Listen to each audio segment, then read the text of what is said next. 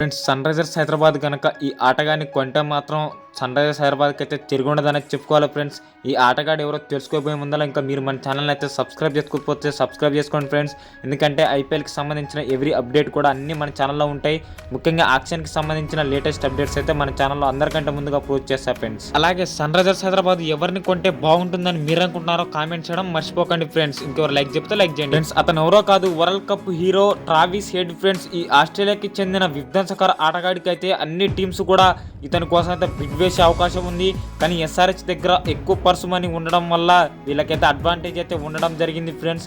వీళ్ళైతే పక్కగా కొనే అవకాశం ఉంది. గత కొన్ని సీజన్స్ నుంచి అయితే డేవిడ్ వార్నర్ ఎప్పుడైతే సన్ రైజర్స్ హైదరాబాద్ నుంచి వీడినాడో అప్పటి నుంచి అయితే సన్ రైజర్స్ ఓపెనింగ్ అయితే అస్సలు బాగాలేదు ఫ్రెండ్స్. డేవిడ్ వార్నర్ స్థానాన్ని భర్తీ చేసే ఆటగాడు ఎవరైనా ఆక్షన్ లో ఉన్నారంటే మాత్రం అది ఏకైక వ్యక్తి ట్రావిస్ హెడ్ ఫ్రెండ్స్. ఎందుకంటే బిగ్ హిట్టర్ ఎప్పుడైనా మ్యాచ్ అయితే చేంజ్ చేయగలడు కాబట్టి ఇతనైతే సన్ రైజర్స్ హైదరాబాద్ అయితే పక్కగా కొనే అవకాశం ఉంది.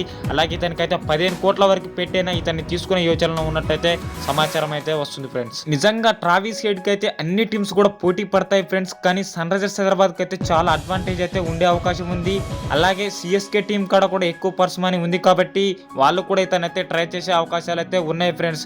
మరి ఇతను ఏ టీంలోకి వెళ్తే బాగుంటుందని మీరు అనుకుంటున్నారో కామెంట్ చేయండి ఫ్రెండ్స్. నేనైతే ఎస్ఆర్హెచ్ లోకి రావాలని అయితే నేను కోరుకుంటున్నాను ఫ్రెండ్స్. నెక్స్ట్ వీడియోతో మీ ముందు ఉంటా ఫ్రెండ్స్. మీ విజయ్ సైనింగ్ ఆఫ్.